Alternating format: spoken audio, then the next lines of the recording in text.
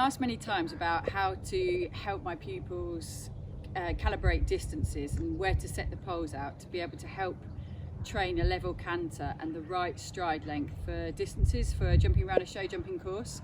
So we've been very lucky, and John Ledingham has made me write on the wall here on the edge of the school 20 metres, which actually walks 22 paces. So that's great because I know that will then be a 5-stride distances for horses. So what that means is we've actually then going to go on to having some canter poles rather than jumps at that distances. So we use poles and practice in the school as a sort of daily practice to be able to make sure that I walk the right distance, which I'm going to demonstrate in a minute, and the need to be able to get your 5 strides comfortably within those 2 rails on the floor.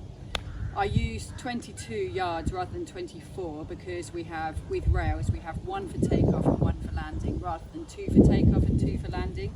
And I'm going to chat a little bit as well about how to, whether you count in 4s or whether you count in whole numbers. But for now, I'm just going to show you, we've got a 20 metre mark here, and it means every time I build a course, I just check that I've got the right distances. So this should equal 22, so I'll just demonstrate for you. So we've got 1, 2, 3, 4, 5, 6, 7, 8, 9, 10, 11, 12,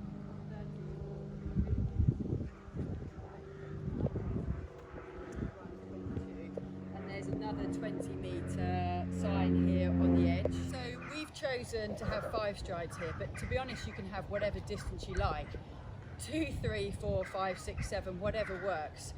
And it's just, we have this, you know, we've got the luxury of having a big school, and sometimes I use a much longer distance because actually sometimes over a longer way it's easier to lose the stride length or the straightness a little bit more.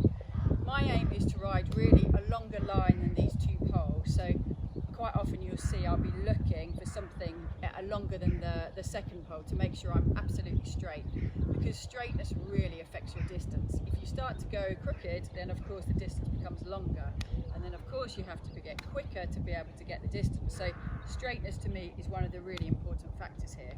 So to help those that walk in 4s, I'll walk this now, and it's exactly the same distance, it's 20 metres that we've measured along the edge. We go 1 for the landing, and then 1, 2, 3, 4, 1 stride, 1, 2, 3, 4, 2 strides, 1, 2, 3, 4, 3 strides, 1, 2, 3, 4, 4 strides, 1, 2, 3, 4, 5 strides, and then the 1 for takeoff. What we can then do, once we've got the 5 strides, you're happy with the distance there, that you're able to, you know exactly what canter you need to be able to achieve the level 5 strides. Then we start to, and I like to be able to help either young horses or some of my pupils to take the worry about accuracy away from them. So I tend to put these poles down before fences. So for example here, I've put it 3 strides away. Now what that means is people are able to concentrate more on, say, their straightness, their position. Of course it depends where they take off for the pole. If they're very close and they land further in, then the distance will be shorter.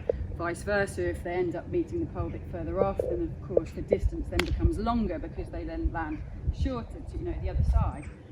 But what it really starts to do is highlight, okay, they can start to work out, well, why am I not sometimes that accurate to the fence? Is it because I'm very crooked? Is it because I'm going too quickly? Or is it because my position perhaps is not quite right and the horse is managing to pull them forwards or something? So it's really good to be able just to sort of eliminate the worry about being so accurate and actually start to be able to read distances easier.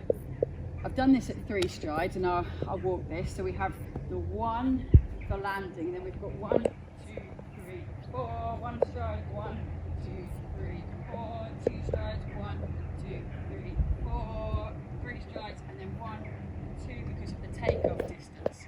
But we can start to make this much longer, so I can do it 4 strides, 5 strides, 6 strides, 7 strides. And what that then does is start to be able to make people be able to ride a really regular canter from a long, long way back. And then suddenly we start to be able to ride around a course, and we can put poles around for the fences around courses. And it just takes the worry about the rhythm out of it, because it's just practicing over these poles and then simply adding the fence in.